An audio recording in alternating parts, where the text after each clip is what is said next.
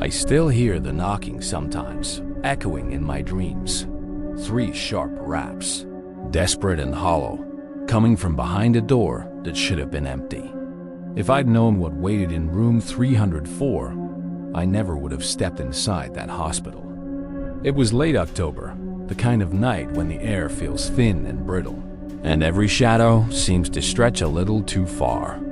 My friends and I had been talking for weeks about exploring the old St. Agnes Hospital on the edge of town. It had been abandoned for years, left to rot after a fire in the East Wing. The stories about it were endless ghostly nurses, flickering lights, the usual urban legends. We were all skeptics, but we wanted a thrill, something to break up the monotony of our small town. There were 4 of us, me, my best friend Tyler, his girlfriend Jess, and her cousin Mark. We parked a few blocks away and made our way through the overgrown lot, flashlights in hand, our breath visible in the cold. The hospital loomed above us, its windows like empty eyes, the front doors chained shut. We found a broken window around the side and slipped inside, our footsteps echoing in the vast, empty lobby. The air inside was stale and cold, thick with the scent of mold and something metallic. Our lights cut through the darkness, illuminating peeling paint, overturned gurneys, and faded signs pointing to wards and operating rooms. We joked nervously, trying to keep the mood light, but every sound seemed amplified. The crunch of glass underfoot, the distant creak of settling beams. We wandered for a while, taking photos and daring each other to go deeper. Eventually, we found ourselves on the 3rd floor, where the patient rooms were. The hallway was lined with doors, some hanging off their hinges, others sealed tight. It was here that I noticed something odd, a clipboard lying on the floor outside room 304. The paper was yellowed, but the writing was fresh, the ink still wet. My heart skipped as I read the date. Today's date, written in shaky handwriting. I called the others over, but they just laughed, saying someone must have left it as a prank. Still, I couldn't shake the feeling that something was wrong. The door to room 304 was closed, the small window in it covered with grime. I pressed my ear to the wood, half expecting to hear nothing but silence. Instead, I heard it. 3 sharp knocks, coming from the other side. I jerked back, my flashlight trembling in my hand. "Did you guys hear that?" I whispered. Tyler rolled his eyes, but Jess looked uneasy. Mark stepped forward and knocked back 3 times. We waited, holding our breath. The response was immediate. 3 more knocks, louder this time, urgent. A cold wave of dread washed over me. "Hello?" I called, my voice barely above a whisper. "Is someone in there?" No answer, just the sound of shuffling, like someone moving around in the dark. Tyler tried the handle, but it wouldn't budge. "It's probably just an animal," he said, but his voice was tight. Jess suggested we leave, but Mark was determined to get the door open. He found a piece of metal and started prying at the lock.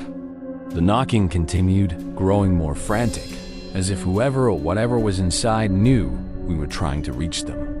Finally, with a screech, the door swung open. The room was empty. Our flashlights swept across cracked tiles and a rusted bed frame. The air was colder here, biting and sharp. In the far corner, a patient chart hung from the wall, identical to the one I'd found outside. The name was smudged, but the date was the same today. Suddenly, Jess gasped. On the bed, the thin mattress was indented, as if someone had just been lying there.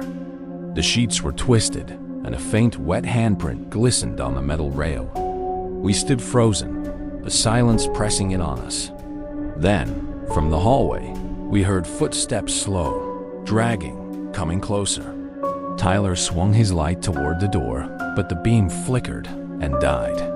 The footsteps stopped just outside, and the knocking began again, this time from the hallway side of the door. 3 sharp raps.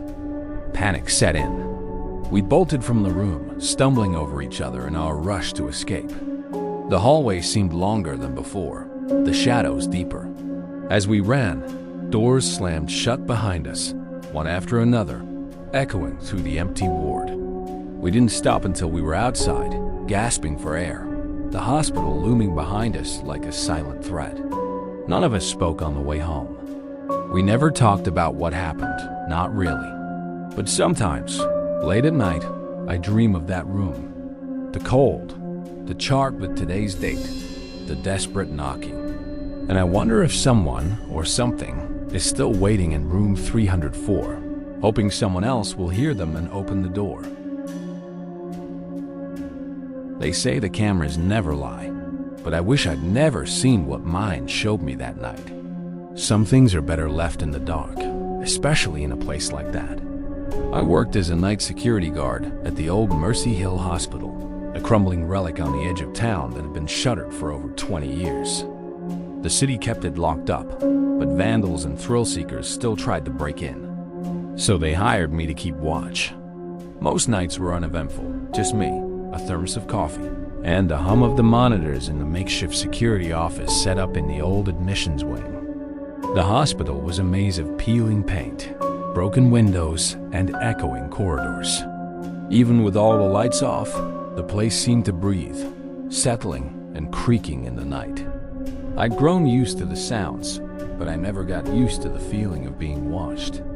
There was a heaviness in the air, especially after midnight, as if the building remembered everything that had happened inside its walls. One night, around 2 a.m., I was doing my usual rounds on the cameras.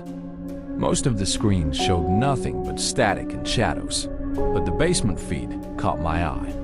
The basement was the oldest part of the hospital, a warren of storage rooms and old operating theaters. No one ever went down there, not even the city workers who came by during the day.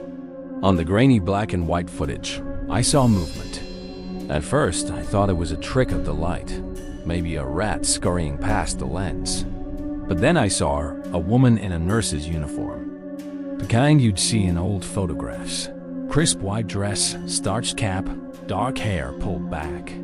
She moved slowly, almost gliding, her face turned away from the camera. I stared, frozen, as she disappeared behind a row of rusted lockers. My rational mind tried to make sense of it.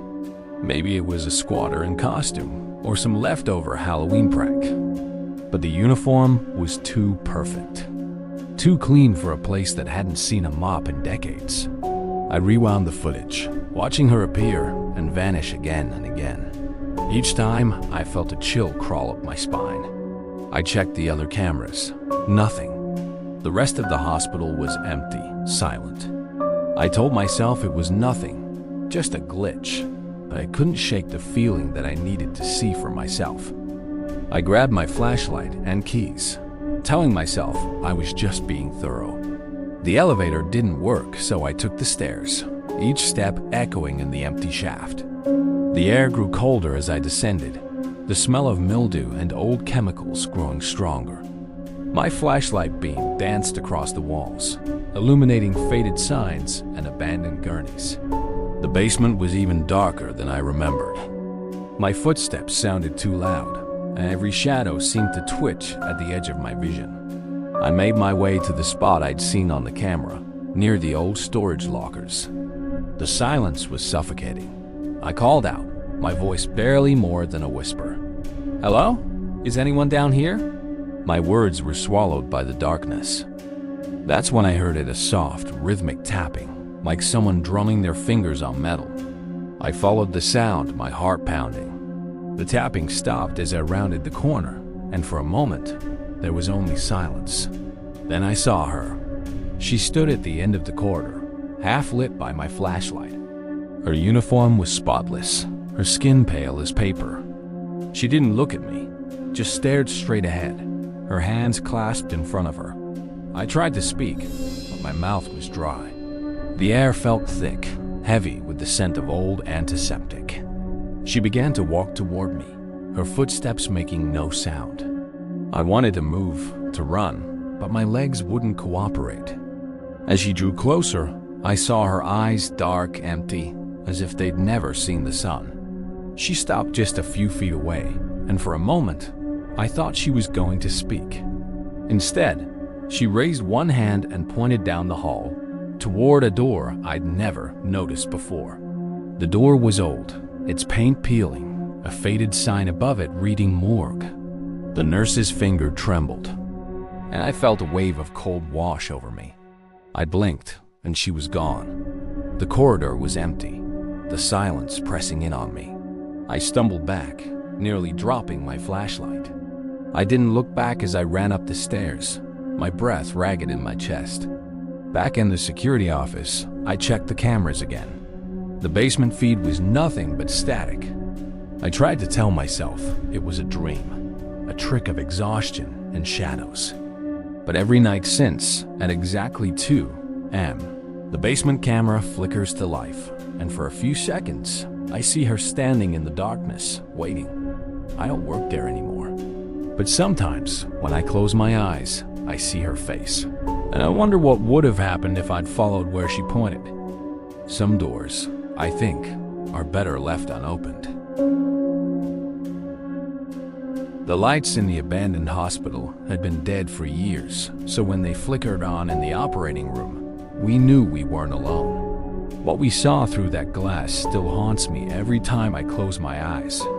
It was supposed to be a quick thrill, just another midnight dare between friends.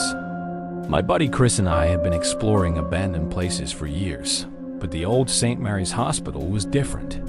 It had a reputation stories of strange noises, shadows moving in empty halls, and lights that sometimes glowed in rooms with no power. We'd laugh it off, but deep down, I think we both felt the weight of those rumors as we slipped through a broken side door that night. The air inside was thick with dust and the sharp tang of old chemicals. Our flashlights cut narrow beams through the darkness, illuminating peeling paint and rusted equipment. Every step echoed, and the silence pressed in on us, broken only by the occasional drip of water from somewhere deep in the walls. We made our way to the surgical wing, drawn by the stories of what people claimed to have seen there. The corridor was lined with heavy doors, each with a small, grimy window. Most of the rooms were empty, but the operating room at the end of the hall still had its table, its lights, and a strange, lingering coldness that made my skin prickle. Chris nudged me, grinning. "Matt, you won't go in first," he whispered, his voice barely more than a breath. I rolled my eyes and pushed open the door, the hinges groaning in protest. The room was pitch black, our flashlights barely illuminating the surgical table in the center. Instruments lay scattered on a tray, untouched for decades. We were about to leave when the lights above the table flickered on, bathing the room in a harsh, sterile glow. I froze, my heart hammering in my chest. There was no power in the building. There couldn't be. Chris swore under his breath, and we both stepped back, staring through the glass window in the door. That's when we saw them. Shadowy figures, indistinct and wavering, moved around the table. There were 3, maybe 4 of them, their outlines shifting in the bright light. They wore what looked like surgical gowns and masks, but their faces were blurred, as if we were seeing them through water. Their movements were slow, deliberate, as if they were performing some kind of procedure. Chris grabbed my arm, his grip tight. "Do you see that?" he whispered, his voice shaking. I nodded, unable to speak. The figures didn't seem to notice us, their attention fixed on the table. I tried to convince myself it was a trick of the light, maybe our imaginations running wild, but the fear in Chris's eyes told me he saw it too. One of the figures turned, its face shifting into focus for just a moment. Its eyes were empty, black holes that seemed to swallow the light. I stumbled back, my breath catching in my throat. The figure raised a hand, pointing directly at us through the glass. The lights flickered again, and the room plunged into darkness. For a moment, there was only silence. Then, the sound of metal scraping against metal echoed from inside the room, followed by a low, guttural whisper that seemed to seep through the walls. Chris pulled at the door, but it wouldn't budge. Panic surged through me as I pounded on the glass, desperate to get out. The whispering grew louder, a chorus of voices overlapping, speaking words I couldn't understand. The cold intensified, biting through my clothes and settling deep in my bones. Suddenly, the lights snapped back on. The figures were gone, but the table was no longer empty. A dark stain spread across the sheet, and the instruments on the tray trembled as if moved by invisible hands. The door finally gave way, and we stumbled into the hallway, gasping for air. We didn't stop running until we were outside, the hospital looming behind us like a silent threat. Chris and I never spoke about what we saw that night, but I know he remembers. Sometimes, when I see him, I catch him glancing over his shoulder, as if expecting to see those shadowy figures following him. I still dream about that operating room, the blinding lights, the faceless surgeons, the cold that never quite leaves my skin. And sometimes late at night, I wake to the sound of whispering, and I wonder if we really left that room, or if a part of us is still trapped inside, waiting for the lights to flicker on again.